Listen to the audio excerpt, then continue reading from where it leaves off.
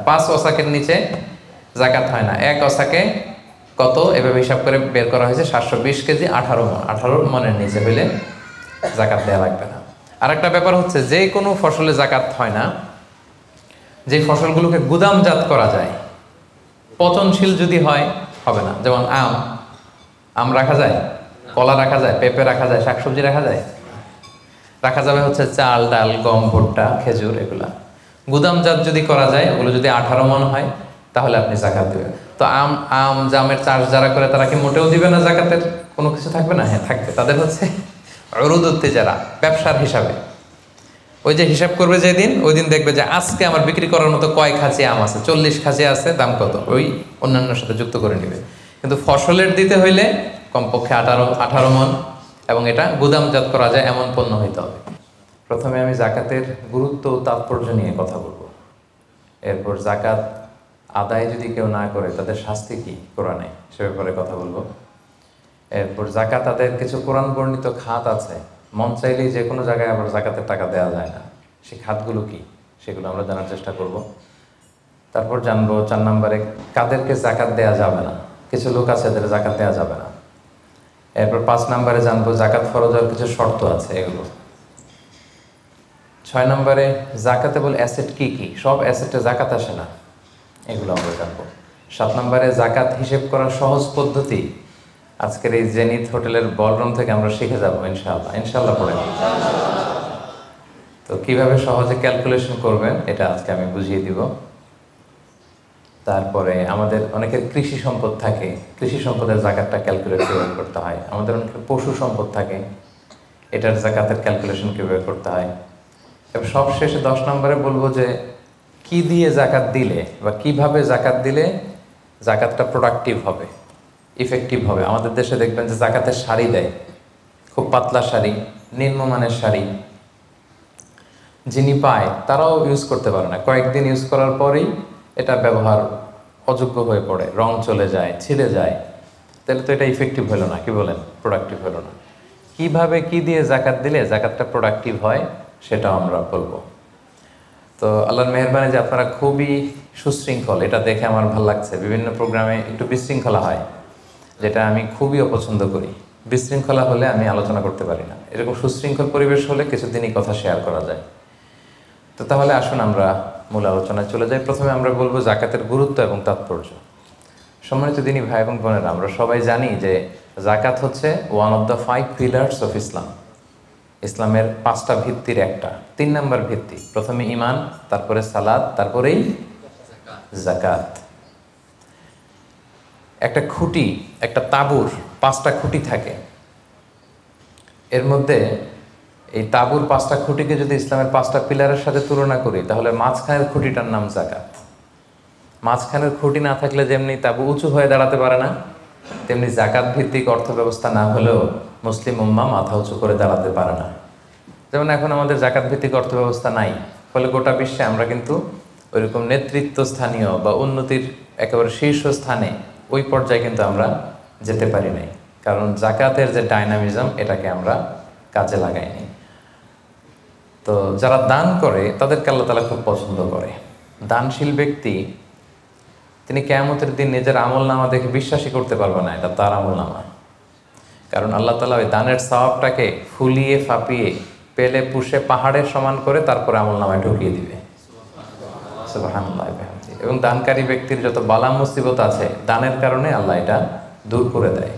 আরশের নিচে আল্লাহ তাআলা তাকে স্পেশাল ছায়া দিবে কিয়ামতের দিন, যেদিন কোনো ছায়ার ব্যবস্থাপনা থাকবে না।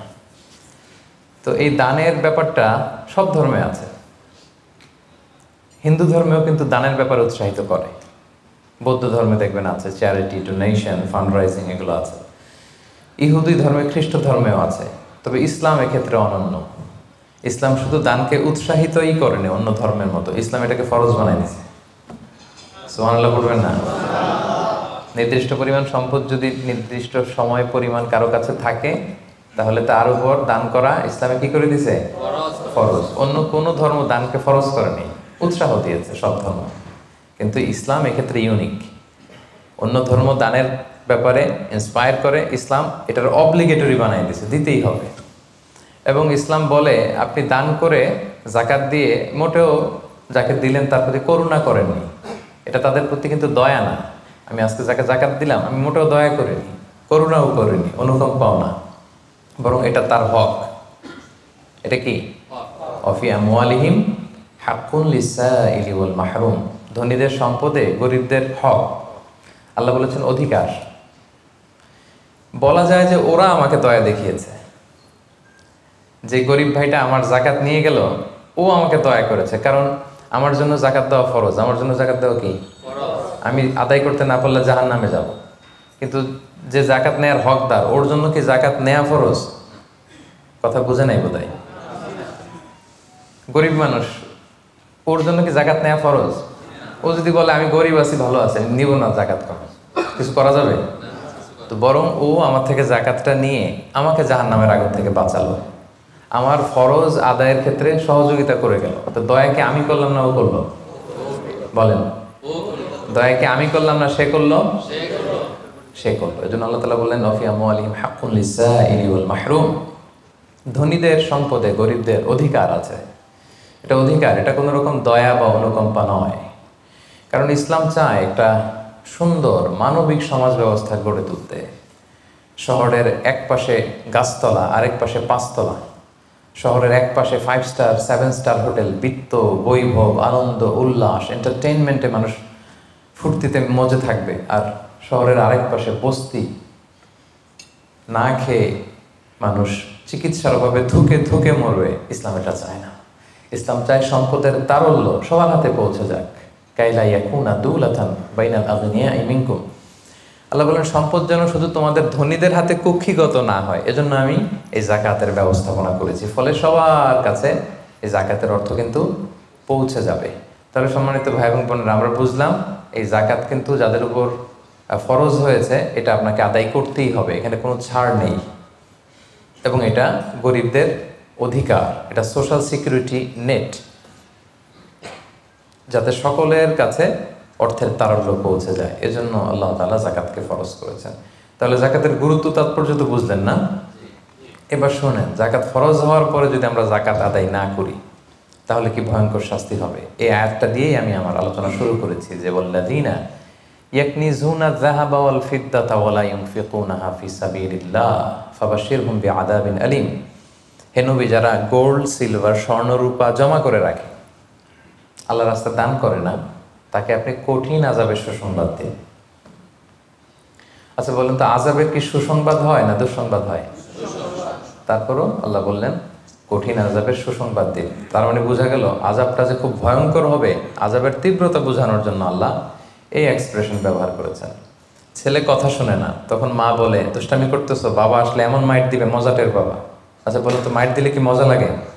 তো মা তো বলতেছে মজাটের পাবি। তোর বাবা এসে এমন মাইট দিবে মজা টের পাবি। মজা লাগে মাইট দিলে? তো মজার কথা বললেন কেন মা? মাইটটা খুব কড়া হবে, মানে চরম পিট্টি দিবে তোমার বাবা, তোমারে আসুক তোমার বাবা। তো এই শাস্তির তীব্রতা বোঝানোর জন্য বললেন যে মজা। তো আল্লাহ বলতেছেন ওদেরকে কঠিন শাস্তির সুসংবাদ দেন, দুঃসংবাদ বলে নেই। আল্লাহ টিপ্পনি কেটে বলেন যে সুসংবাদ দেন। ইয়াউমা ইউহমা আলাইহা ফি নারি জাহান্নাম, সেদিন এই স্বর্ণরূপ যারা জমিয়ে রেখেছে জাকাত দেয় নাই, এগুলোর আল্লাহ গলিয়ে খুন্তি বানাবে লোহার। ফাতুকুয়া বিহা জিবাহুহুম ওয়া জুনুবুহুম ওয়া যুহুরুহুম, 3 জায়গায় ছেঁকা দেওয়া হবে। কপালে স্বর্ণরূপ জমা করেছে, ব্যাংক ব্যালেন্স জমা করেছে, জাকাত দেয় নাই, এগুলোর আগুনে জ্বলিয়ে লোহার খুন্তি বানিয়ে কপালে ছেঁকা দেওয়া হবে। এটা কি দুনিয়ার আগুনের ছেঁকা? কথা বলেন। আল্লাহ জাহান্নামের আগুনকে বলেছেন নারুল্লাহিল মুকাদা আল্লাতী তাত্তালিউ আলাল আফইদা। দুনিয়ার আগুন আঙ্গুলে লাগলে আঙ্গুল জ্বলে, পায়ে লাগলে পা জ্বলে। জাহান্নামের আগুন দেখে যেখানেই লাগুক আগে কলিজে চলে যাবে। সেই আগুনে সেই স্বর্ণ রূপাগুলোকে গলিয়ে খুন্তি বানিয়ে কপালে, পাজরে, পিঠে ছেক দেয়া হবে। আল্লাহ তাআলা আমাদেরকে হেফাজত করুক। সাইয়ুতাওয়াকুনা মা বাখিলু বিহি ইয়াউমাল কিয়ামা, যেগুলোর জাকাত তারা দিতে চায় না স্বর্ণরৌপ্য, এগুলোরে বেড়ি বানিয়ে কিয়ামতের মাঠেই গলায় পরিয়ে দেওয়া হবে। অন্যান্য সব পাপের শাস্তি জাহান্নামে গেলে আগে বিচার, তারপরে না শাস্তি, কি বলেন? এক্সেপ্ট জাকাত। জাকাত যারা দেয় নাই এদের শাস্তি কিয়ামতের ময়দান থেকেই শুরু। অন্যান্য সব শাস্তি জাহান্নামে ঢুকলে, আর জাকাতের শাস্তি সাইয়ুতাওয়াকুনা মা বাখিলু বিহি ইয়াউমাল কিয়ামা, কিয়ামতের মাঠেই গলায় বেড়ি পরানো হবে। বুঝে শুনে সবাই উত্তর দিবেন। আচ্ছা, যেই লোকটাকে কিয়ামতের ময়দানে লক্ষ কোটি মানুষের সামনে লোহার বেড়ি পরিয়ে টানা হলো জাকাত না দেওয়ার কারণে, ও যদি নামাজি হয়ে থাকে, ওর নামাজ কি কাজে লাগলো ওই দিন? বলেন। উনি যদি রোজা রেখে থাকে, ওই দিন ওনার রোজাটা কি কাজে লাগলো? তাহাজ্জুদ পড়তে পড়তে কপালে যদি দাগ ফেলে দেয়, ওই দাগ ওনার কি কাজে লাগলো ওই দিন? কোটি মানুষের সামনে গলায় বেরিয়ে পড়ে যদি আমাকে হ্যাচকা টান দেয় জাকাত না দেওয়ার কারণে, তো আমার নামাজ কি কাজে লাগলো বলেন তো? কথা বোঝেন নাই বোধহয়। নামাজ কি কোনো কাজে লাগলো? সো জাকাতের শাস্তি বড্ড ভয়ঙ্কর যারা জাকাত দেয়নি। হাদিসে আছে আতাহুল্লাহু মালান ওয়ালাম ইউআদ্দি যাকাত, আল্লাহ সম্পদ দিয়েছে কিন্তু তারা আল্লাহর রাস্তায় জাকাত দেয় নাই। এই সম্পদগুলোকে একটা সাপের রূপ দেওয়া হবে। সুজা আন আখরা, বুখারীর বর্ণনা। দ্য মোস্ট ভেনোমাস স্নেক, সুজা আন আকরা, টেকো সাপ। সাপের মাথায় পশম হয়, কিছু চুল, পশম। তো জাহান্নামের সেই সাপ এত বিষাক্ত, ভেনোমাস হবে, বিষের চোটে ওই সাপের মাথায় কোনো পশমও থাকবে না। ওই সাপটাকে পেঁচিয়ে দেওয়া হবে। পেঁচাতে পেঁচাতে এই চোয়ালে এসে সাপটা শুধু ছোবল মারবে, আর কি বলবে জানেন? আনা মালুক আনা কানসুক, আমি তোমার সম্পদ। আমাকে ভোগ করার জন্য ব্যাংকে রেখে দিছিল না ফিক্সড ডিপোজিট করে, জাকাত ক্যালকুলেশন করে দেওয়া নাই? আনা মালুক আনা কানসুক বলতেই থাকবে, এক একটা ছোবল মারবে। আনা মালুক আনা কানসুক, I'm your wealth, I'm your bank balance. আমি তোমার সম্পদ, আমি তোমার গহনা, আমি তোমার জুয়েলারি, আমি তোমার অর্নামেন্টস, আমি তোমার গচ্ছিত সম্পদ। হিসাব করে তো দেও নাই, খাওয়ার জন্য রাখছিলা, আজকে খাও। আনা মালুক আনা কানসুক। আমরা কি কিয়ামতের ময়দানে সেই কঠিন আযাব ভোগ করতে চাই? এই কঠিন শাস্তি ভোগ করার ক্ষমতা কি আমাদের আছে? ওয়াখুলিকাল ইনসানু দাঈফা, আল্লাহ মানুষকে দুর্বল করে বানিয়েছে। সো সম্মানিত সুধী, আল্লাহ তাআলা আমাদেরকে, যাদেরকে সম্পদশালী বানিয়েছেন, আমরা যেন হিসেব করে জাকাত দিয়ে দিই। একেবারে নিয়ম মাফিক, আজকে নিয়মটা শিখে যাব। নিয়ম মাফিক আমরা জাকাত দিব। এটা গরিবের হক, গরিবের হাতে বুঝিয়ে দেব। পারা যাবে তো ইনশাআল্লাহ? ইনশাআল্লাহ। 2 নম্বর পয়েন্টও কভার করলাম। 3 নম্বর পয়েন্ট হচ্ছে জাকাত আদায়ের খাত। সব খাতে জাকাত দেওয়া যায় না। জাকাতের টাকা দিয়ে মসজিদ বানানো যায় না। আজকে বুঝে যান, জেনে যান মাসালা। জাকাতের টাকা দিয়ে মাদ্রাসা বানানো যায় না। জাকাতের টাকা দিয়ে কালভার্ট, ব্রিজ বানানো যায় না, কারণ ব্রিজে তো ধনীরাও হাঁটবে, কি বলেন? তো ধনীরা কি জাকাতের টাকা কনজিউম করার কোনো সুযোগ আছে? নাই। তার মানে আল্লাহ তাআলা কোরআনে বর্ণিত 8টা খাত উল্লেখ করেছেন। এই 8টা খাতেই আপনাকে জাকাত দিতে হবে, এর বাইরে জাকাত দিলে হবে না। আল্লাহ তাআলা বলেন ইন্নামাস সাদাকাতু লিল ফুকারাই ওয়াল মাসাকিনি ওয়াল আমিলিনা আলাইহা ওয়াল মুআল্লাফাতি কুলুবুহুম ওয়া ফির রিকাবি ওয়াল গারিমিনা ওয়া ফিস সাবিলিল্লাহি ওয়া ইবনিস সাবিল ফারিদাতাম মিনাল্লাহি ওয়াল্লাহু আলিমুল হাকিম। 8টা খাত। এই 8 খাতের বাইরে আপনি জাকাত দিলে আদায় হবে না। 1 নম্বর খাত হচ্ছে লিল ফুকারা, ফকিরদেরকে আপনি দিতে পারবেন। 2 নম্বর খাত হচ্ছে ওয়াল মাসাকিনি, মিসকিনদেরকে দিতে পারবেন। এখন ফকিরকে, মিসকিনকে। ফকির হচ্ছে মানলাহু শাই, যার কিছু জিনিসপত্র আছে, কিছু টাকা আছে, কিছু সম্পদ আছে, কিন্তু ওয়ালা ইয়াকফি, এটা তার হয় না। কিছু টাকা আছে, মাসে 20 দিন খাইতে পারে, 10 দিন কষ্ট হয়, ছেলেরে ভালোভাবে পড়াইতে পারে না, নিজের ভালো জামা কাপড়ের ব্যবস্থা নাই। তার মানে কিছু সম্পদ আছে, এতে তার কুলায় না, হয় না, একে বলে ফকির, একে আপনি দিতে পারবেন। আরেক শ্রেণী হচ্ছে মিসকিন। মিসকিন হচ্ছে মান লাইসা লাহু শাই, যার কিছুই নাই, একেবারে কিছুই নাই। রাস্তাঘাটে আমরা দেখবেন যে ভবঘুরে লুঙ্গি একটা পরে আছে, গায়ে কোনো জামা নেই, ওর কিছুই নাই, এ হচ্ছে মিসকিন। তো এদেরকে আপনি দিতে পারবেন। 1 নম্বরে ফকির, 2 নম্বরে মিসকিন। এই দুইটাই হচ্ছে বেসিকলি প্রাইমারি সোর্স। এরপর আল্লাহ তাআলা বলেছেন ওয়াল আমিলিনা আলাইহা, জাকাত ফাউন্ডেশনে যারা জব করে, জাকাত ম্যানেজমেন্টে যারা কাজ করে, এদের স্টাফদেরকে জাকাতের টাকা দিয়ে স্যালারি দেওয়া যাবে। যদিও এরা ধনী হোক, এরা তো আর জাকাত নিচ্ছে না, এরা স্যালারি নিচ্ছে, এটা দেওয়া যাবে। 3টা গেল। ওয়াল মুআল্লাফাতি কুলুবুহুম, বিধর্মী, অন্য ধর্মের, বুদ্ধিস্ট, হিন্দু, আপনি চাইলেন যে এরা জাকাতের টাকা দিয়ে একটু হেল্প করলে হয়তো ইসলামের প্রতি আকৃষ্ট হবে, এরকম শর্তে আপনি এরকম মুআল্লাফাতি কুলুবুহুম অন্য ধর্মের লোকদেরও জাকাত দিতে পারবেন। সাধারণত অন্য ধর্মের লোকদের দেওয়া যায় না, কিন্তু যদি ভাবেন যে দিলে ইসলামের যে জাকাত ব্যবস্থা, ইসলামের সৌন্দর্য, আমরা একটা হেল্পিং হ্যান্ড দেখলে সে আকৃষ্ট হবে, তাহলে দিতে পারবেন। অফির রেকাব, 4 নম্বরে হচ্ছে দাস মুক্তি। সম্মানিত ভাই বোন বোনেরা, দাস আজাদ করার ক্ষেত্রে আপনি জাকাতের টাকা দিতে পারবেন। তো এখন তো আর দাস নাই, এখন কি করতে পারবেন? এখন ওই যে প্রিজনারদেরকে, কারাবন্দি আছে না অনেকে, উল্টাপাল্টা মামলা দিয়ে হামলা করে জেলে ঢুকায় রাখছে, তো এর এখন আইনজীবী চালানো লাগে, এর এদিকে টাকা লাগে, ওদিকে টাকা লাগে, বা তার মুক্তির জন্য টাকা লাগতেছে, বা কাউকে কিডন্যাপ করা হয়েছে, গুম করা হয়েছে, এই সমস্ত ইস্যুতে তাদের প্রাণ রক্ষার জন্য, কারামুক্তির জন্য আপনি জাকাতের টাকা দিয়ে হেল্প করতে পারবেন। 4টা গেল। ওয়াল গারিমিন, ঋণগ্রস্ত ব্যক্তি, ঋণের বোঝায় প্রতিদিন খালি ধরে পাওনাদাররা, তার মানে জীবন চালানো না বিশ্বাস হয়ে পড়তেছে, তাকে আপনি ঋণের বোঝা হালকা করার জন্য দিতে পারবেন। অফিস সাবিলিল্লাহ, 6 নম্বর হচ্ছে আল্লাহর রাস্তায় যারা আছে। এগুলোর প্রত্যেকটা আমি 1 ঘন্টা করে আলোচনা করতে পারবো। প্রত্যেকটা পয়েন্ট যদি ইন ডিটেল ফিকহি ইস্যুসগুলো নিয়ে কথা বলি, লম্বা চড়ে আলোচনা হবে। আমি জাস্ট আপনাদের মাথায় একটু করে জাস্ট শোনাচ্ছি, তাহলে ওভারঅল একটা ধারণা আপনি পেয়ে যাবেন। অফিস সাবিলিল্লাহ, আল্লাহর রাস্তায় যারা আছে, এর দ্বারা উদ্দেশ্য হচ্ছে যারা আল্লাহর রাস্তায় জেহাদ করছে। ফিলিস্তিনে আমার ভাইরা জেহাদ করছে, কাশ্মীরে জেহাদ করছে, সশস্ত্র সংগ্রামে তাদের যে যুদ্ধাস্ত্র যা যা প্রয়োজন, এই ক্ষেত্রে আপনি দিতে পারবেন। আধুনিক সময় অনেক স্কলাররা বলে যে এই যে এতিমখানাতে অনেক ছেলে আছে অনাথ, এতিম, তারপর টাকা পয়সা নাই, তারাও তো তাদের লাইফটা ইসলামের জ্ঞান আহরণের জন্যই ডেডিকেট করেছে, তারাও ফি সাবিলিল্লাহ, ওখানেও দিতে পারবেন। সর্বশেষ হচ্ছে অফি সাবিলিল্লাহি ওয়াবনিস সাবিল, পথিক যদি নিঃস্ব হয়ে যায়, তাকে আপনি জাকাতের টাকা দিয়ে হেল্প করতে পারবেন। ধরেন একজন পথিক, বাড়ি হচ্ছে কেলান্তান, এখন কেলে আইসা মলম পার্টির খপ্পরে পইরা সব শেষ, কিছুই নাই আর, তার সব নিয়ে গেছে। তো এখন সে ওইদিকে কেলান্তানে অনেক ধনী, কিন্তু এইখানে টাকা পয়সা নাই।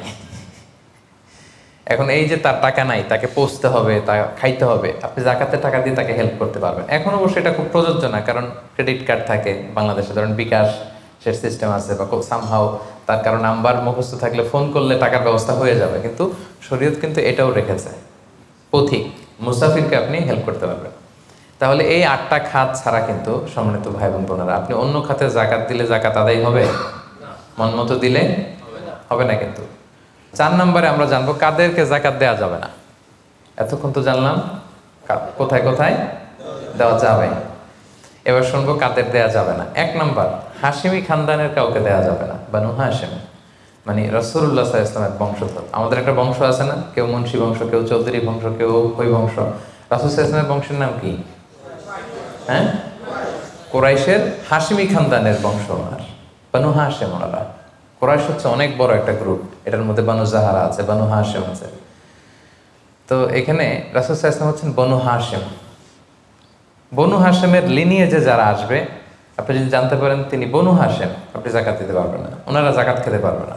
তাদের মধ্যে এখন যদি কেউ গরিব থাকে, আপনি অন্য ফান্ড থেকে দিবেন, এমনি চ্যারিটি করবেন, কিন্তু জাকাতের টাকা আমাদেরকে দেওয়া যাবে না, যেহেতু নবীর বংশের সম্মানিত। জাকাতের খেজুর একবার মদিনায় স্তূপ করে রাখা। রাসূল সাল্লাল্লাহু আলাইহি ওয়াসাল্লামের ছোট নাতি হুসাইন রাদিয়াল্লাহু তাআলা আনহু, তখন তো ছোট পায়ে হাঁটতে হাঁটতে যে ওই জাকাতের একটা খেজুর নিয়ে খাওয়া শুরু করছে। বাচ্চা থাকতে তো সবাই আমরা এরকমই করতাম, খাবার পেলেই কি বিস্কিট দেখলে, চকলেট দেখলে, এটা কার, আমার না কার, ওটা দেখার বিষয় না, আগে মুখে দাও। তো হুসাইন রাদিয়াল্লাহু তাআলা আনহু জাকাতের খেজুর তো উনি বোঝে নাই, উনি হাঁটতে হাঁটতে যে জাকাতের খেজুর খাওয়া শুরু করছে। রাসূল সাল্লাল্লাহু আলাইহি ওয়াসাল্লাম দূর থেকে দেখে উনি দৌড়ে গেলেন, যে বললেন কিহ কিহ, হাদিসে আছে শব্দটা, আরবিতে বলে কিহ কিহ, মানে আমরা বাংলায় কি বলি, ওয়াক থু মেরে ফেলে দাও, থুতু ফেলো যেটা বলি। রাসূল সাল্লাল্লাহু আলাইহি ওয়াসাল্লাম বললেন লা তা'লাম আন্না লা নাকুলু সাদাকা, নানা ভাই তুমি কি জানো না যে আমরা সাদাকার মাল খেতে পারি না? নাতিকে শিক্ষা দিচ্ছে, এডুকেট করছে যে হুসাইন তুমি কি জানো না যে আমরা সাদাকার মাল খেতে পারি না, আমরা তো বানু হাশিম। এবং রাসূল সাল্লাল্লাহু আলাইহি ওয়াসাল্লাম জোর করে ওই খেজুরটা বের করে দিলেন মুখ থেকে। তাহলে বনু হাশিমের কাউকে দেওয়া যাবে না, অমুসলিম কাউকে জাকাত দেওয়া যাবে না, এক্সেপ্ট ওয়াল মুআল্লাফাতি কুলুবুহুম। যদি এই ইস্যু হয় যে এটা দিলে ইসলামের প্রতি তার একটু আকর্ষণ বাড়বে, এরকম হলে দিতে পারবেন, ইন জেনারেলি দেওয়া যাবে না। 3 নাম্বার হচ্ছে ধনী কাউকে জাকাত দেওয়া যাবে না। যার টাকা আছে এরা জাকাত দেওয়া যাবে, পয়সাওয়ালা কাউকে না। তবে এখানে এক্সেপশন হচ্ছে ওই যে বলে আমিলিনা আলাইহা, জাকাত সেন্টারে যদি জব করে স্যালারি দেওয়া যাবে। পথিক হয়ে যদি নিঃস্ব হয়ে যায়, আসলে ধনী তো রাস্তায় টাকা পয়সা হারাই ফেলছে, তাকে দেওয়া যাবে। আল্লাহ রাস্তায় জেহাদ করতেছে, ধনী, কিন্তু জেহাদের সামগ্রীর মধ্যে যদি জাকাতের সম্পদের কিছু থাকে ওটা উনি ইউজ করতে পারবে। 4 নাম্বার, ঔরসজাত সম্পর্কের কাউরে জাকাত দেওয়া যায় না। হ্যাঁ, আপনার বাবা, আপনার মা, আপনার নানা নানি, দাদা দাদি, যত উপরে যাক এদেরকে আপনি জাকাত দিতে পারবেন না। আপনার নিচের যারা, আপনার ছেলে মেয়ে, আপনার নাতি নাতনি, এদের ছেলে মেয়ে ছেলে মেয়ে ছেলে মেয়ে যত যাবে, যত নিচে যাক, জাকাত দিতে পারবেন না। গেল। 5 নাম্বার হচ্ছে স্বামী তার স্ত্রীকে জাকাত দিতে পারবে না। কেন? কারণ স্ত্রীর ভরণ পোষণ দেয়া স্বামীর জন্য কি ফরজ বা ওয়াজিব। তা আপনার তো তার ভরণ পোষণ দিতে হবে, জাকাত দেবেন কিভাবে? স্ত্রী দিতে পারবে হাজবেন্ডকে। ইন এনি কেস আসলে হাজব্যান্ড ওয়াইফের মধ্যে জাকাত দেওয়ানোর সম্পর্ক নাকি? তো ভালোবাসার সম্পর্ক, স্বামী স্ত্রীর মধ্যে তো ভালোবাসার সম্পর্ক। তো ইন এনি কেস ইসলাম বলে যে প্রত্যেকে কিন্তু ইন্ডিভিজুয়াল। একটা জিনিস খেয়াল রাখবেন, আপনি আর ভাবির জাকাত কিন্তু একসাথে হবে না, বুঝতে পারছেন? ভাবির জাকাত ভাবি দিবে, আপনার জাকাত আপনি দিবেন। ইসলামে প্রত্যেককে আলাদা ইন্ডিভিজুয়াল হিসেবে আল্লাহর কাছে দাঁড়াইতে হবে। নামাজের হিসাব যেমনি আমার আলাদা, আমার বউয়ের আলাদা, জাকাতেরটাও আমার আলাদা, আমার স্ত্রীর আলাদা। অনুরূপভাবে যাদের ভরণ পোষণের দায়িত্ব আপনার কাঁধের উপর, তাদেরকে আপনি জাকাত দিতে পারবেন না, কারণ এটা আপনার দায়িত্ব, এজন্য পারবেন না। এবার জাকাত ফরজ হওয়ার শর্ত আছে, এই শর্তগুলো আমরা শুনব। 5টা শর্ত। প্রাইমারি শর্ত হচ্ছে নেসাব পরিমাণ সম্পদের মালিক হওয়া, আর এটা হাওলানিল হাওল, 1 বছর থাকা। এগুলো হচ্ছে প্রাইমারি শর্ত। আরও 3টা সেকেন্ডারি শর্ত হচ্ছে আল মিলকিয়া, পূর্ণ ওনারশিপ থাকা, আর জিয়াদা, এটা আপনার অতিরিক্ত টাকা এটা হওয়া, আর হচ্ছে আদামুদ্দুয়ুন, ঋণ না থাকা। এই 5টা শর্ত আমি ব্যাখ্যা করলে আপনি বুঝবেন। 1 নাম্বার হচ্ছে নিসাব পরিমাণ সম্পদের মালিক হওয়া। আপনি সামান্য কিছু সম্পদের মালিক হইলে এখান থেকে জাকাত দিতে হবে, শরীয়ত কিন্তু এটা বলে নাই। সুবহানাল্লাহ। আপনি জাকাতের নিয়ম শুনলে দেখবেন যে ইসলাম কতটা ব্যালেন্সড। একটা থ্রেশহোল্ড আছে, একটা স্ট্যান্ডার্ড আছে, এই মানে গেলে দিবেন। সেটা কত? সেটা গোল্ড আর সিলভার দিয়ে রাসূল সাল্লাল্লাহু আলাইহি ওয়াসাল্লাম দিয়েছেন, কারণ তখন গোল্ড আর সিলভারের কয়েন ছিল, মুদ্রা ছিল। আগে কিন্তু সোনা আর রূপা দিয়েই মুদ্রা বানানো হতো, পরে এটা পেপার মানি শুরু হয়েছে, কাগজের টাকা। তো একটা হচ্ছে দিনার আর একটা দিরহাম। তো রাসূল সাল্লাল্লাহু আলাইহি ওয়াসাল্লাম যেই থ্রেশহোল্ড বেঁধে দিয়েছেন সেটা হচ্ছে 7.5 তোলা স্বর্ণ বা 52.5 তোলা রূপা। আই রিপিট, এটা সবাই জানেন আশা করি, যে 7.5 তোলা স্বর্ণ আর 52.5 তোলা রূপা। আধুনিক সময়ে গ্রাম দিয়ে দোকানদাররা হিসাব করে, তো গ্রাম দিয়ে যদি আপনি বুঝেন তাহলে 85 গ্রাম স্বর্ণ অথবা 595 গ্রাম রূপা, এটা হচ্ছে থ্রেশহোল্ড নিসাব, অথবা এর সমপরিমাণ অর্থ, ক্যাশ টাকা যদি আপনার কাছে থাকে তাহলে আপনি নিসাবের মালিক হয়েছেন। যেদিন আপনি এই নিসাবের মালিক হবেন ওই দিনটা আপনি ডায়েরিতে টুকে রাখবেন, কারণ এটা যদি 1 বছর আপনার কাছে এরকম থাকে, 1 বছর পরে যে আপনি জাকাত দিবেন, কিভাবে দিবেন আমি সামনে বলবো। তো এই নেসাব নিয়ে একটা প্রবলেম আছে। প্রবলেমটা হচ্ছে 7.5 তোলা স্বর্ণ আর 52.5 তোলা রূপার দাম কিন্তু এক না। 52.5 তোলা রূপার দাম খুব কম, আর 7.5 তোলা স্বর্ণের দাম অনেক বেশি। এটা হইল একটাই কম আর একটা বেশি। ঘটনা হচ্ছে রাসূল সাল্লাল্লাহু আলাইহি ওয়াসাল্লাম যখন এই থ্রেশহোল্ডটা বেঁধে দিয়েছিলেন নিসাবটা, তখন দুইটার মান সমান ছিল। তখন 7.5 তোলা স্বর্ণ দিয়ে 52.5 তোলার মতো রূপা পাওয়া যেত, অথবা কেউ 52.5 তোলা রূপা বিক্রি করলে 7.5 তোলা স্বর্ণ পেত। কিন্তু পরে সিলভার ফল করতে শুরু করলো, ফল করতে করতে আজকে এই অবস্থা। গোল্ড আবার খুব একটা ফল করে নাই, ফলে গোল্ডের স্টেবিলিটিটা এখনো রয়ে গিয়েছে। তো এখন আপনি কোনটা ধরে দিবেন জাকাতটা? যদি আপনি রূপা ধরেন, কথার কথা, রূপা যদি এই 1 ভরির দাম 1000 টাকা হয়, তাহলে 52.5 ভরির দাম কত? 52,500 টাকা। কিন্তু স্বর্ণ যদি আপনি হিসাব করেন, 1 ভরি যদি 50,000 হয়, 7.5 ভরি কত? 3.5 লাখ প্লাস, তাহলে প্রায় 7 গুণ কম বেশি, তাই না? এটা নিয়েই হয়ে গেছে জটিলতা। তো এখন আপনি কোনটা ধরে দিবেন? অনেকে বলে না গোল্ড দিব, কারণ গোল্ড ফল করে নাই, এটার যে স্ট্যান্ডার্ড ওটা এখনো বজায় আছে। এটা নিয়ে অনেক আলোচনা, আমি খুব সংক্ষেপে বলি। কেউ বলে গোল্ড দিব, কেউ বলে রূপা দিব। এখন আমি কি বলি? আমি আপনাদেরকে সাজেস্ট করব আপনারা রূপারটা ধরবেন। রূপারটা ধরলে কী লাভ হবে জানেন? দুই দিকেই লাভ, আপনারও লাভ, যিনি নিবে আরও লাভ। রূপারটা ধরলে বেশি সংখ্যক লোক জাকাত দান করতে হবে, তাই না? আর বেশি সংখ্যক গরিব লোকও টাকা পাবে, কি বলেন? তো দুই পক্ষে লাভ হইল না। এখন প্রশ্ন করতে পারেন, হুজুর ও পাইছে ওর লাভ, আমার লাভ কি? আপনার তো সবচেয়ে বড় লাভ, আপনি সওয়াব পাবেন আখেরাতে। এটা আমাদের বেশি দরকার না? কি বলেন? যিনি গ্রহীতা উনি পেয়ে লাভ, তার লাভ হইল, আর যিনি দাতা তিনি সওয়াব পেয়ে লাভবান হইলেন, তিনি সম্মানিত জাকাত দাতা হইলেন। অল্প আসুক না, ধরেন আপনার 1000 টাকা জাকাত আসছে, তা আপনি যদি 1000 টাকা জাকাত দেন, এটা আপনার হৃদয়ে একটা প্রশান্তির কারণ হবে না? যে আমি সম্মানিত জাকাত দাতা, আলহামদুলিল্লাহ, আই এম এ জাকাত পেয়ার। এবং এত বড় একটা ফরজ ইবাদতের লিস্টে যে আপনি ঢুকতে পারছেন, এটাও তো কম কিসে, কি বলেন? এজন্য স্বর্ণেরটা না ধরে রূপারটা ধরবেন। আপনাদের যে টাকা পয়সা, আপনাদের তো হীরা দিয়ে করা দরকার আপনাদের নেশা। এনিওয়ে, তো এজন্য আপনারা রূপারটা ধরবেন, তাহলে লোকজন উপকৃত হবে বেশি, সম্মানিত ভাই এবং বোনেরা। তাহলে 5টা শর্তের প্রথমটা তো বুঝে গেছেন, নিসাব, কি বলেন? নিসাব বুঝে গেছেন না? 2 নম্বর শর্ত হচ্ছে শুধু এই নেশাব পরিমাণ সম্পদের মালিক হইলেই হবে না ভাইরা, এটাকে হাল আনিল হাউল বলে, মানে 1 বছর আপনার কাছে থাকতে হবে। দেখেন ইসলাম কতটা ভারসাম্যপূর্ণ। কিছু টাকা আপনার কাছে থাকলে এই জাকাত দাও না, এটা 1 বছর থাকতে হবে। যদি দেখা যায় যে আপনার সব খরচ শেষে 1 বছর এই টাকাটা আপনার কাছে অলস পড়ে আছে, তাহলে বোঝা গেল যে আপনি সম্পদশালী এবং আপনার অর্থের একটা স্টেবিলিটি আছে, কি বলেন?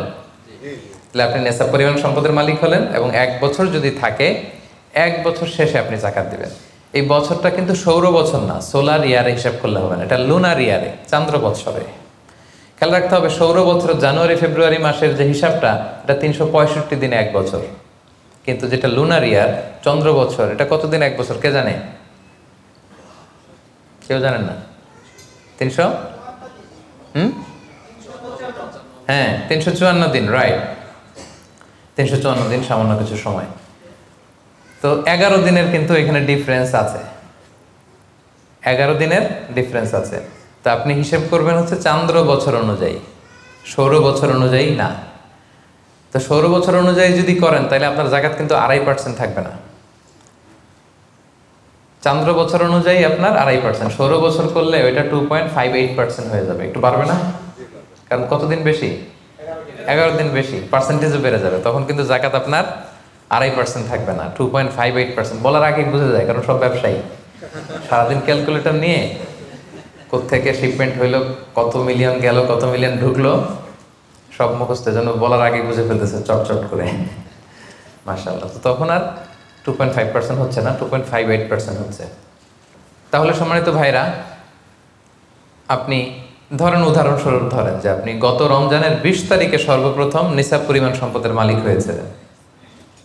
তো তারপরে আপনি খেয়াল করবেন যে দেখি সারা বছর এই পরিমাণ অতিরিক্ত অলস টাকা আমার কাছে পড়ে থাকে কিনা। থাকতে থাকতে থাকতে থাকতে এই রমজানের 20 পর্যন্ত দেখেন যায় টাকা ওইটা তো আছে, আরও হয়েছে টাকা। তো তার মানে আপনি এখন জাকাত দিবেন, যেহেতু নেসাবের মালিকও হয়েছেন, আবার পূর্ণ একটা চন্দ্র বছরও আপনার অতিক্রম করেছে, স্থায়ী হয়েছে, তখন আপনি জাকাত হিসাব করবেন। তাহলে 2টা শর্ত বুঝলেন না? 3 নাম্বার হচ্ছে ওনারশিপ, আপনার মালিকানা থাকতে হবে। যে সম্পদটা আছে, খালি আপনার কাছে টাকা থাকলেই হবে না, এটা কমপ্লিট, আরবিতে তাসাররুফ বলে, কমপ্লিট ওনারশিপ আপনার থাকতে হবে। এখন একজনের আমানতের টাকা আপনার আছে, ওইটা আপনি জাকাত দিতে পারবেন? একজন 5 লাখ টাকা আমানত রাখছে, আপনি এটা জাকাত দেওয়া শুরু করছেন, হবে? সেটা তো উনি জাকাত দিবে, এটা তো আপনার আমানতের টাকা, এই টাকা তো আপনার বুঝাই দিতে হবে। তো আমানতের টাকা কিন্তু কমপ্লিট ওনারশিপ আমার থাকে না, এটার হিসাব আমি করবো না। তো এটা বুঝে গেলেন। 4 নাম্বার হচ্ছে এই টাকা আপনার অতিরিক্ত হইতে হবে, আরবিতে বলে জিয়াদা। দেখেন ইসলাম কত সুন্দর। ইসলাম বলে আপনার নিজের পার্সোনাল এক্সপেন্সিস, আপনার লিভিং কস্ট, আপনার সব ধরনের অ্যাকোমোডেশন, আপনার ট্রান্সপোর্টেশন এক্সপেন্সিস, আপনার মেডিকেল এক্সপেন্সিস, আপনার বাচ্চার স্কুলিং, আপনার ইয়ারলি ট্রিপ যদি থাকে, এন্টারটেনমেন্ট, ধরেন বছরে আপনি একবার ফ্যামিলি আউটিং করেন, এই খরচটা, যত খরচ আপনার হতে পারে, এই সব খরচ শেষেও কিছু টাকা আপনার থেকে যায়, ইসলাম বলে ওইটার উপরে জাকাত দিবে। সুবহানাল্লাহ। জিয়াদা, অতিরিক্ত হওয়া শর্ত। আপনার লাগে, যদি আপনার এই টাকা লাগে, ওটা তো আপনি ইউজ করবেন, আপনার টাকার ব্যবহারের জন্য সবচেয়ে বেশি হকদার কে? আপনি নিজে। আপনার সব খরচ আলহামদুলিল্লাহ সুন্দরভাবে চলে, এরপরেও নিসাব পরিমাণ টাকা বছরব্যাপী যখন আপনার রয়ে গেল, ইসলাম বলে জাস্ট 2.5%। সুবহানাল্লাহ। তাহলে অতিরিক্ত হইতে হবে। সর্বশেষ শর্ত, 5টা শর্তের সর্বশেষ শর্ত হচ্ছে ঋণ থাকতে পারবে না। ঋণ থাকলে ওইটা জাকাত থেকে বাদ যাবে। ধরেন আপনার আছে 5 লক্ষ, কিন্তু আবার ঋণও আছে 5 লক্ষ, কথার কথা তো, এটা তো আপনি আগে ঋণ দিবেন, আপনি তার জাকাত দিতে পারবেন না। এই কথাটা কি বুঝতে পারছেন? আচ্ছা, ঋণ ভাই 3 ধরনের। কয় ধরনের? 3 ধরনের। একটা হচ্ছে আপনার একবারে পরিশোধ করতে হবে, এরকম ঋণ থাকে না, যে আমি মুরাদ ভাইয়ের কাছ থেকে 1 লক্ষ টাকা নিলাম, আজকে আমার জাকাতের হিসাব করার ডেট, তো 1-2 মাসের মধ্যে টাকাটা দিতে হবে। তো তখন এই যে 1 লক্ষ টাকা উনি পাবে, এই টাকাটা আমি বাদ দিব আমার অন্যান্য অ্যাসেট থেকে। বাদ দিয়ে যদি দেখি যে না, তারপরেও জাকাত হয় দিব, আর না হলে দিব না, কারণ এটা একবারে দিতে হবে। ওনারা বলছে যে 1 লক্ষ আমি একবারে দিয়ে দিব আপনাকে 1 মাস পরে, এইভাবে ঋণটা নিয়েছিলাম। তাহলে কিছু কিছু ঋণ আছে একবারে পরিশোধযোগ্য, ওকে, এটা জাকাতের ক্যালকুলেশন থেকে বাদ যাবে। কিভাবে বাদ যাবে আমি ক্যালকুলেশন করে দেখাবো। ঋণের দ্বিতীয় প্রকার হচ্ছে ইনস্টলমেন্টের কিছু ঋণ আছে, কিস্তিতে দেয়া লাগে। লেটস সে আমি 1 কোটি টাকা দিয়ে একটা গাড়ি কিনেছি, BMW গাড়ি, বা 50 লক্ষ টাকা দিয়ে আমি একটা হুন্ডা গাড়ি কিনেছি, 50 লক্ষ টাকা। তো এটা আমি কিস্তিতে কিনেছি। কিস্তির ঋণ যদি হয় তাহলে আপনি কিন্তু পুরোটা বাদ দিতে পারবেন না, তখন সর্বোচ্চ 12 মাসের কিস্তি বাদ দিতে পারবেন, 12 মান্থসের, তাও এই চন্দ্র মাসের হিসাবে। কারণ জাকাতের হিসাবটা কি 12 মাসের হিসাব, তাই না? এটা একটা ইয়ারলি ক্যালকুলেশন। আপনি পুরোটা যদি একবারে বাদ দেন তাহলে তো আপনার আর জাকাতই দেওয়া লাগবে না। কি বলেন? বাংলাদেশে অনেক বড় বড় CIP ব্যবসায়ী আছে, ওনারা হাজার হাজার কোটি টাকা ব্যাংক থেকে ব্যবসায়ের কারণে ঋণ নেন, এবং ওনাদের ঋণ খেলাপি হয়। তো ওনারা যদি বলে হুজুর আমার তো ঋণ আছে, তো উনি আর জাকাত দিবে কি? ওনারাই তো আমার জাকাত দেওয়া লাগবে এখন। কি বলেন? এরকম বড় বড় CIP-রা যদি ঋণের দোহাই দেয়, উনি আর জাকাত দিবে কি? উনি তো ঋণী। তাহলে ওনারাই কিছু জাকাত আমাদের দেওয়া লাগবে, কারণ আমরা জাকাতের 8টা খাতের মধ্যে একটা পড়েছি, বল গরিমিনা। কি বলেন? ঋণগ্রস্ত ব্যক্তিকে জাকাতের টাকা দিয়ে হেল্প করা যায়, তো উনি আর দিবে কি? ওনারে দেই আমরা। ওই ঋণ বাদ দেওয়া যাবে না। ইনস্টলমেন্টের ঋণ হইলে 12 মাসের, আর ওইরকম ঋণ খেলাপি 1000 কোটি টাকা, এগুলো বাদ দেওয়া যাবে না। 3 নাম্বার ঋণ হচ্ছে লাক্সারি পণ্য কিনতে যে ঋণ হয়, এই ঋণ জাকাত থেকে বাদ দেওয়া যাবে না। বিলাসিতামূলক কিছু যদি আপনি কিনেন, আপনি একটা লাম্বরগিনি কিনলেন 10 কোটি টাকা দিয়ে, এটা আপনি জাকাত থেকে বাদ দিতে পারবেন? পারবেন না। তাহলে লাক্সারি আইটেমের যে ঋণ, এটা বাদ দেওয়া যায় না। তাহলে ঋণের ব্যাপারটা পুরোপুরি বুঝে গেছেন না? এই 5টা শর্ত যদি থাকে আপনার মধ্যে পাওয়া যায়, অর্থাৎ আল্লাহ তাআলা আপনাকে একটা নিসাব পরিমাণ সম্পদের মালিক বানিয়েছেন, এটা আল্লাহ তাআলা পুরো 1 বছর আপনার এই পরিমাণ টাকা আপনার মধ্যে স্টেবল ছিল, এবং এটার পূর্ণ ওনারশিপ আপনার আছে, এবং এটা আপনার সব খরচের অতিরিক্ত, এবং সবশেষে এটা আপনার ঋণের বাইরে। ওই সম্পদ থেকে আল্লাহ তাআলা আপনাকে জাকাত দিতে বলেছেন। তাহলে জাকাতের শর্ত সবার ক্লিয়ার? এবার হচ্ছে জাকাত যোগ্য সম্পদ কি কি? জাকাতে বলে অ্যাসেট, সব সম্পদে জাকাত হয় না। এই পয়েন্টটা খুব গুরুত্বপূর্ণ, আপনাদেরকে মনোযোগ দিয়ে শুনতে হবে। আপনারা মনোযোগ দিয়ে শুনতেছেন তো? আপনি ধরেন ওই যে উদাহরণ দিয়েছিলাম, গত রমজানের 20 তারিখে নেশাব পরিমাণ সম্পদের মালিক হয়েছেন, দেখলেন সারা বছর আছে এই টাকাটা, তো এই 20 রমজানে তো আপনি এখন হিসাব করবেন, তাই না? তো হিসাবে আপনি কি কি ধরবেন? সব সম্পদে জাকাত নাই। আপনার বাসার যে ফার্নিচার, এটা হিসাব করা লাগবে না। আপনার যে ফ্রিজ, আপনার যে এয়ারকন, আপনার যে থাকার যে ফ্ল্যাটটা, আপনার যে বাংলো বাড়ি, এগুলোতে কোনো জাকাত নাই। আপনার চলার জন্য যে গাড়িটা লাগে, এগুলোতে কোনো জাকাত নাই। আপনার নিজের জন্য যে ল্যাপটপ, মোবাইল, যত কিছু আছে, গ্যাজেট বলেন, এগুলোতে কোনো জাকাত নাই। তাহলে কিসে জাকাত আছে? জাকাতে বলে অ্যাসেট কি, জাকাতযোগ্য সম্পদ কি, সেটা আমরা শুনি। 1 নম্বর হচ্ছে সোনা রূপা, gold and silver in its any form, যে কোনো ফর্মে, যে কোনো ফর্মে। এটা জুয়েলারি হোক, অর্নামেন্টস হোক, এটা বার হোক, বিস্কিট হোক। অনেকে গোল্ডের বার কিনে না, দেখবেন 999-এর ফাইনেস্ট গোল্ড, একেবারে খাপটাত নাই, 24 ক্যারেটের গোল্ড, 999 লেখা থাকবে ওটার উপরে চকচকে, আপনার গোল্ডের বার, গোল্ডের বিস্কিট। অনেকে শখ করে গোল্ডের প্লেট, টেট, তৈজসপত্র এগুলো কিনে। হ্যাঁ, স্বর্ণের ঘড়ি অনেকে কিনে।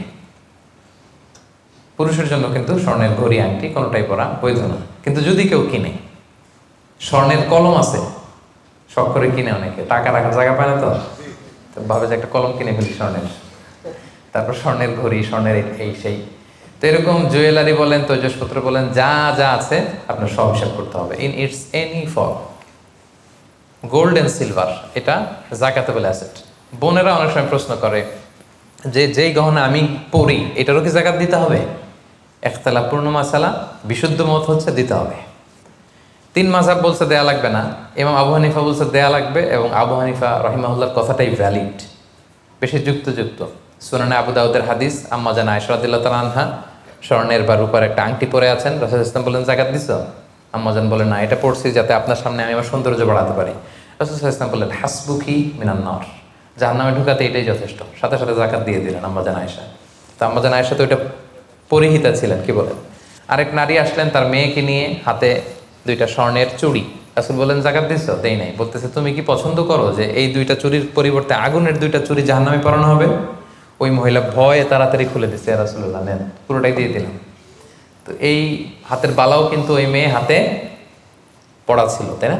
এতে করে বোঝা যায় যেই জুয়েলারি আমার বোনেরা আপনারা ইউজ করেন সেটারও জাকাত দিতে হবে, সেটারও জাকাত দিতে হবে। আপনার সিন্ধুকে থাক, গলায় থাক, আপনি সব কাউন্ট করে জাকাত দিবেন। তবে আপনি বিক্রয় মূল্য হিসাব করবেন, কারণ আপনি 1 লক্ষ টাকা দিয়ে একটা নেকলেস কিনছেন, বেচতে গেলে কি 1 লক্ষ পাবেন? কথা বোঝেন নাই? পাবেন? এটার সাথে খাদ আছে, এটার মেকিং চার্জ আছে, জুয়েলারি দোকানেরও একটা মেকিং চার্জ রাখে। তো আপনি যখন আপনার নেকলেসটা বিক্রি করতে যাবেন, ওরা 20% কাট করে দিবে। 1 লক্ষ টাকার নেকলেস আপনি দোকানে বেচতে গেলে কত টাকা পাবেন? 80,000 হিসাব করবেন, বিক্রয় মূল্য ধরতে হবে। তো তাহলে সম্মানিত ভাই এবং বোনেরা, জাকাতেবল asset 1 number golden silver, 2 number হচ্ছে ক্যাশ। ধরেন আজকে আমি আমার জাকাত হিসাব করতে বসছি, তো আমি দেখতেছি যে আমার স্বর্ণ টর্ণ কি আছে না আছে, আমি হিসাব করতেছি। স্বর্ণের পালা গেল, এবার আমি হিসাব করব আমার ক্যাশ কোথায় আছে, পকেটে কত, ওয়ালেটে কত, ড্রয়ারে কত, ব্যাংকে কত, কারেন্ট অ্যাকাউন্টে কত, ফিক্সড অ্যাকাউন্টে কত, সেভিংস অ্যাকাউন্টে কত, যত জায়গায় আপনার যত ক্যাশ ফর্মে টাকা আছে এটা আপনি হিসেব করবেন। এগুলো জাকাতেবল অ্যাসেট। আরও কিছু সম্পদ আছে, এগুলো ক্যাশ না, তবে ইজিলি লিকুইডেট করা যায়, চাইলে টাকা বের করে আনা যায়, যেমন প্রাইস বন্ড অনেক কিনে রাখে না, আমাদের ডাক বিভাগের সঞ্চয়পত্র আছে না, এগুলো ফিক্সড ডিপোজিট, অনেকে ইন্স্যুরেন্স করে, লাইফ ইন্স্যুরেন্স। এগুলো চাইলে আপনি টাকা বানাতে পারেন। তো এটা অনেকে বলে হুজুর এটা তো ম্যাচিউরড হয় না, কীভাবে করব? এটা ব্যাংকে আপনি নক দিলে ওরা স্টেটমেন্ট দিবে যে আজকে এই ডিপোজিটটা ভাঙালে কত পাবেন, একটা স্থিতি দেখাবে, এটা আজকের স্টেটমেন্ট। ওই স্টেটমেন্ট আপনি বের করে নিয়ে আসবেন যে আজকে 20 রমজানে যদি আমি এটা ভাঙ্গাই তো আমি পাবো এত, তাহলে এটার মালিক আপনি, এটা আপনি যোগ দিবেন। তাহলে বুঝতে পারছেন এটা? এগুলো জাকাতেবল অ্যাসেট। আচ্ছা গেল। এরপরে ব্যবসার সম্পদ, উরুদ উত্তেজারা, যত ব্যবসার সম্পদ আছে এটা কিন্তু আপনি জাকাতে হিসাব করবেন। উদাহরণ দিই, একজন বিস্কিট ফ্যাক্টরির মালিক, উনি বিস্কিট বিক্রি করে। তো আজকে আমি যে জাকাতের হিসাব করতে বসছি, আমি আমার কোম্পানিতে ফোন দিয়ে আজকে কত carton biscuit ready to sell, কত কার্টুন, ধরেন 50,000 পিস, তো এটার দাম কত, বিক্রয় মূল্য আমি যোগ দেব। তারপরে বিস্কিট বানাতে যে র মেটেরিয়াল, হ্যাঁ, গম লাগে, সুগার লাগে, ইত্যাদি ইত্যাদি যা লাগে, এগুলোর যে প্রাইস, এটা আমি এটাও আমি যোগ দেব। ওখানে ধরবো না কি, ওখানে ধরবো না হচ্ছে যেটা ফিক্সড অ্যাসেট।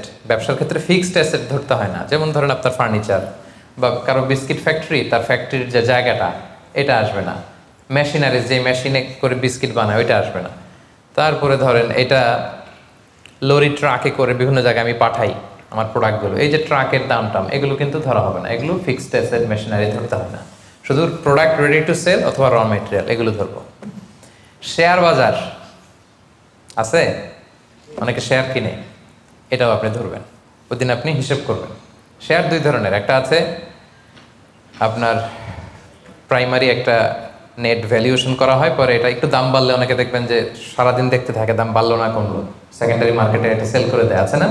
তো এটা আজকের দিনে আমার এই শেয়ারটা সেল করলে কত প্রাইস পাবো, ওই প্রাইসটা আমি যোগ দিয়ে দিব। ওকে, আচ্ছা গেল। আরেকটা আছে কোম্পানির শেয়ার কিনে অনেকে, ধরেন বিশাল বড় বাংলাদেশে বড় কোম্পানি বেক্সিমকো কোম্পানি, তারপর ওই কোম্পানি, এটার আপনি শেয়ার কিনবেন, লং টার্ম ইনভেস্টমেন্ট শেয়ার থাকে, ওইটা কিভাবে ধরবেন? ওইখানে কোম্পানির অ্যাকাউন্টসে আপনি নক দিলে জাকাতেবল অ্যাসেট কত আছে এটা ওরা বলে দিবে। বড় কোম্পানিগুলোতে ম্যাক্সিমাম 40% জাকাতেবল অ্যাসেট থাকে। এই যে লিস্টগুলো আপনাকে শোনালাম এগুলো হচ্ছে জাকাতযোগ্য সম্পদ, আপনার এগুলোর উপর জাকাত আসে। আজকে 20 রমজান, আমার 1 বছর হয়েছে, এগুলো সবগুলো আমি যোগ দিব। তাহলে জাকাতযোগ্য সম্পদ কি মোটামুটি একটা ধারণা পেয়েছি না? পেলাম। এবার সহজে জাকাত কিভাবে হিসাব করব? অর্ধেক তো হিসাব করেই ফেললাম, কি বলেন? এই যে লিস্ট করে করে স্বর্ণ, ক্যাশ, ডিপোজিট, সঞ্চয়পত্র, আমার শেয়ার বাজার, আমার ইনভেস্টমেন্ট, আমার ডিপোজিট, আমার এটা করতে করতে করতে করতে বিশাল, ধরেন একটা উদাহরণস্বরূপ বলি যে ধরেন 20 লাখ দাঁড়ালো আমার, 20 লাখ টাকা, স্বর্ণের দাম সহ ইত্যাদি সহ সবসময়। এবার হিসাবটা কিভাবে করব? হিসাবটা খুব সহজ। আমার জাকাতে বলে আসলে আমি সব হিসাব দিয়ে পাইলাম কয় লাখ টাকা? 20 লাখ। এবার আমার যদি ঋণ থাকে, আমি ঋণটা এখান থেকে বাদ দেব। আমরা শুরুতে বলছিলাম এক ধরনের ঋণ আছে একবারে দিয়ে দিতে হবে, এরকম একবারে ঋণ দেওয়ার যদি আমার কিছু থাকে ওইটা আমি বাদ দিব। ধরেন আমার একবারে ঋণ দেওয়ার আছে 5 লাখ টাকা, যেটা আমাকে একবারই পরিশোধ করতে হবে অল্প কিছুদিনের মধ্যেই, তাহলে এটা আমি বাদ দিতে পারবো। তো 5 লাখ টাকা যদি 20 লাখ টাকা থেকে বাদ দিয়ে কত থাকে? 15 লাখ। এরপর আমি বলেছিলাম যে কিস্তিতে যে ঋণগুলো থাকে সেক্ষেত্রেও আমি বাদ দিতে পারবো ম্যাক্সিমাম 1 বছর, 12 মান্থস। ধরেন যে বড় একটা কিছু আমি কিনেছি, সেখানে 12 মাসের আমার যে ঋণ, সেই ঋণ আসতেছে ধরেন যে কিস্তিতে, ধরেন আরো 5 লাখ, তাহলে কত বাদ গেল? 5 5 10 লাখ, থাকলো কত? এই 10 লাখ হচ্ছে আপনার নাও জাকাতেবল অ্যাসেট। এই 10 লক্ষের উপর আপনি 2.5% জাকাত দিবেন।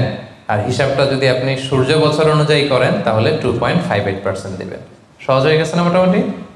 হ্যাঁ, মোটামুটি সহজ হয়েছে না? এরপর এক একজনের এক এক ধরনের বিজনেস, এক এক ধরনের কোশ্চেন থাকবে। এটা পার্সোনালি কোনো মুফতির কাছে বা যে কোনো স্কলারের কাছে আপনার পার্সোনাল আলাদা করে হিসাব করা লাগলে এটা করে নেবেন। কিন্তু ওভারঅল জাকাতের কিভাবে ক্যালকুলেট করতে হয় এবং প্রসেসটা কি, রাইট প্রসেস, এটার একটা ধারণা তো আপনারা পেয়েছেন নাকি? বুঝতে পারছেন না সবাই? আচ্ছা, এরপরে বলেছিলাম ফসলের জাকাত, মানে কৃষি সম্পদের জাকাত। কিছু চাষ করলেই জাকাত দিতে হয় না, এটার একটা নিসাব আছে, সেটা হচ্ছে কমপক্ষে 18 মণ। কমপক্ষে কয় মণ? 18 মণ। কমপক্ষে 18 মণ হইলে ফসলের জাকাত দিতে। আল্লাহ বলেন, ইয়া আইয়ুহাল্লাযীনা আমানু আনফিকু মিন তাইয়্যিবাতি মা কাসাবতুম ওয়া মিম্মা আখরাজনা লাকুম মিনাল আরদ। জমিন থেকে যেটা উৎপন্ন করে দেই এটাও আল্লাহর রাস্তায় দান করো। ওয়া আতু হাক্কাহু ইয়াওমা হাসাদি, যেদিন ফসল হারভেস্টিং করে ঘরে তুলবেন ওই দিনই জাকাত দিতে হবে। মজার ব্যাপার হচ্ছে ফসলের ক্ষেত্রে বা কৃষিজ পণ্যের ক্ষেত্রে কিন্তু 1 বছর অপেক্ষা করা লাগে না। এর আগে টাকা পয়সা, স্বর্ণালঙ্কার এগুলো 1 বছর আছে কিনা দেখতে হয়। কিন্তু যারা কৃষি কাজ করে ফসলের ক্ষেত্রে 1 বছর তো 1 বছর নাই, ফসল যেদিন কাটবেন ওই দিনই ফসলের জাকাত। তো ফসলের জাকাতের জন্য 1 বছর ওয়েট করা লাগে না। তো আপনি নিজে ধরেন ধান খাওয়ার জন্য আপনি ফসল করছেন 10 মণ, ওটার জাকাত দেওয়া লাগবে? বুঝে থাকলে উত্তর দেন। 10 মণ ধান আমি করেছি, কেন লাগবে না? 18 মণ হয় নাই। দেখেন শরীয়ত কত সুন্দর, কিছু আপনি করলেই জাকাত দিতে বলে নাই, এটা একটা স্ট্যান্ডার্ড আছে। লাইসা ফিমা দুনা খামসাতে আউসুকিন সাদাকা, 5 ওয়াসাকের নিচে জাকাত হয় না। 1 ওয়াসাকে কত এভাবে হিসাব করে বের করা হয়েছে 720 কেজি, 18 মণ। 18 মণের নিচে হইলে জাকাত দেওয়া লাগবে না। আর একটা ব্যাপার হচ্ছে যে কোনো ফসলে জাকাত হয় না যে ফসলগুলোকে গুদামজাত করা যায়। পচনশীল যদি হয় হবে না। যেমন আম রাখা যায়, কলা রাখা যায়, পেঁপে রাখা যায়, শাকসবজি রাখা যায়, রাখা যাবে হচ্ছে চাল, ডাল, গম, ভুট্টা, খেজুর, এগুলা। গুদামজাত যদি করা যায়, ওগুলো যদি 18 মণ হয় তাহলে আপনি জাকাত দেবেন। তো জামের চাষ যারা করে তারা কি মোটেও দিবে না জাকাতের কোনো কিছু থাকবে না? হ্যাঁ থাকবে। তাদের হচ্ছে উরুদুত যারা ব্যবসার হিসাবে, ওই যে হিসাব করবে যেদিন, ওই দিন দেখবে যে আজকে আমার বিক্রি করার মতো কয় খাঁচি আম আছে, 40 খাঁচি আছে, দাম কত, ওই অন্যান্যর সাথে যুক্ত করে নেবে। কিন্তু ফসলের দিতে হইলে কমপক্ষে 18 মণ, এবং এটা গুদামজাত করা যায় এমন পণ্য হইতে হবে। কিভাবে দিব বলেন? 18 মণের বেশি করছেন, ধরেন 100 মণ হয়েছে আপনার ধানের, কিভাবে দিবেন? 2.5% দিবেন না। ফসলের জাকাতের হিসাব হচ্ছে ওশর আর নিসফে ওশর। আরবি বুঝতে যদি কষ্ট হয় সহজ করে বলি, 10% আর 5%। ফসলের জাকাত হচ্ছে ভাই 10% আর 5%। 10% আরবিতে বলে ওশর। কখন 10%? যখন এটা ইরিগেটেড ল্যান্ড হয়, আল্লাহর দেয়া বৃষ্টির পানিতে চাষ হয়ে যায়, আপনার আলাদা করে সেচ দেয়া লাগে না, আল্লাহর দেয়া বৃষ্টিতেই হয়ে যায়। এটা হচ্ছে কস্ট ফ্রি কাল্টিভেশন, আপনার খরচ টরচ নাই, আল্লাহ বৃষ্টি দিছে, ধান বুনে দিছেন, হয়ে গেছে। এটাই 10% দেবেন, 100 মন হইলে 10 মন। আরেকটা হচ্ছে আপনার সেচ দেয়া লাগে, এটা হচ্ছে কস্ট বেসড ইরিগেট কাল্টিভেশন। আপনার সেচ দেয়া লাগে, কীটনাশক দেয়া লাগে, রাসায়নিক সার দেয়া লাগে, নিড়ানি দেয়া লাগে, এই করা লাগে সেই করা লাগে, আপনার খরচ বেশি। ওইখানে 10% না, ওখানে দেবেন কত পার্সেন্ট? 5%। 100 মন ধানে কয় মন দেখছেন? তার মানে the more you cost the less you pay, the less you cost the more you pay. সুবহানাল্লাহ। এখন যদি বলেন হুজুর আমার তো কিছু বৃষ্টির পানিতেও হয়, আবার আমিও কিছু পানি দিই, এখন কি করবেন বলেন দেখি, কে বলতে পারে? 7.5% দিবেন? এই তো ব্যবসায়ী হইলে কি সুবিধা। তখন আপনি মাঝামাঝি দিবেন, যেহেতু বৃষ্টির পানির ফ্যাসিলিটিও আপনি পেয়েছেন, আপনারও পানি শেষ লাগছে, দুইটা যেহেতু, তাহলে 5 আর 10 এর মাঝামাঝি কত? 7.5। তো আপনি তখন 7.5% দিবেন। এটা হচ্ছে বিশাল আলোচনারে এক নির্যাস আমি আপনাদেরকে শোনালাম। চলে গেল কৃষি সম্পদ। এবার পশু সম্পদের জাকাত কিভাবে দিবেন? পশু সম্পদের যে লিস্ট, এটা আমাদের জন্য অ্যাপ্লিকেবল না। 40টা ছাগল হলে একটা ছাগল বছর শেষে, 30টা গরু হলে বছর শেষে, 5টা উট হলে, এটা আমাদের জন্য অ্যাপ্লিকেবল না। কারণ পশু সম্পদের জাকাত যদি দিতে হয়, শর্ত হচ্ছে এটা সাএমা হইতে হবে। সাএমা মানে পশুগুলা বনে বাদারে যে ঘাস লতা পাতা নিজেই খেয়ে আসে, এটার কোনো খাওয়ানো টাওয়ানো লাগে না। কিন্তু আমাদের যে পোলট্রি শিল্প, আমাদের যে গরুর ফার্ম, এটাতে ফ্যানের নিচে রাখতে হয়। অস্ট্রেলিয়ান গাভী যারা পালে দেখবেন উপরে ফ্যান, যে দারোয়ান ওর ফ্যান নাই, কিন্তু গরুর উপরে ফ্যান। কারণ এই বাতাস না খেলে ওটা বাঁচবে না, ওইটারে ইঞ্জেকশন দিতে হয়, ওইটারে এই দিতে হয়, ওইটার ভুসি খাওয়াও, ওইটারে এই খাওয়াও। তো এই পোলট্রি শিল্প, হ্যাচারি শিল্প, দুধের বিজনেস যারা করে, তাদের আসলে রাসূল সাল্লাল্লাহু আলাইহি ওয়াসাল্লাম যে পশু সম্পদের জাকাতের যে লিস্ট বলেছেন, ওইটার আওতাভুক্ত হবে না। তো তারা কি কোনো জাকাত দিবে না? দিবে। ওই যে উরুদুত্তি যারা ব্যবসায়ের পণ্য হিসেবে, আমি দুধ বিক্রি করি, সো আজকে যখন আমি হিসাব করব, আমি দেখবো যে আমার কত লিটার রেডি টু সেল, জানলাম যে 300 কেজি আজকে আমার দুধ আছে, এটা বিক্রি হবে, এটার দাম কত, এটা আমি যোগ দিয়ে দিব। জাকাতে বলে অ্যাসেট যত আছে এগুলোর সাথে যোগ দিয়ে হিসাব করবো। বুঝতে পারছেন? সহজ হয়ে গেল না? 10টা পয়েন্টের 9টাই শেষ। সর্বশেষ পয়েন্ট আমাদের ছিল যে কিভাবে জাকাত দিলে বেশি প্রোডাক্টিভ হবে। আমরা শুরুতে বলেছি জাকাতে শাড়ি বলে ইসলামের শাড়ি নেই, জাকাতে লুঙ্গি বলে লুঙ্গি নেই, এগুলো দিলে জাকাত যথাযথভাবে আসলে আদায় হয় না। তো জাকাতটা আমরা প্রোডাক্টিভ ওয়েতে দিব। দুইভাবে দিলেই আদায় হয়। একটা হচ্ছে আপনার রেগুলার যে নেসেসিটি, এগুলো পূরণের জন্য জাকাত দিলেও হবে। যেমন খাওয়া নাই তো আপনি খাবার কিনে দিলেন, জামা নাই জামা কিনে দিলেন, চিকিৎসার অভাব, অসুস্থ আপনি ওষুধ কিনে দিলেন, আদায় হবে। কিন্তু একটা দারিদ্র বিমোচন হবে না। হবে? আজকে আপনি কিছু খাবার দিলেন, ও খেয়ে কালকে আবার ওদিকে জাকাতের লাইন, ওদিকে যে দাঁড়াবে, কি বলেন? এরপরের দিন শুনবে যে ওইখানে নাকি শাড়ি দিবে, ওইখানে যাবে। আপনি যদি পার্মানেন্ট সলিউশন করার ট্রাই করেন, এইটা হচ্ছে সবচাইতে ইফেক্টিভ, সবচাইতে প্রোডাক্টিভ।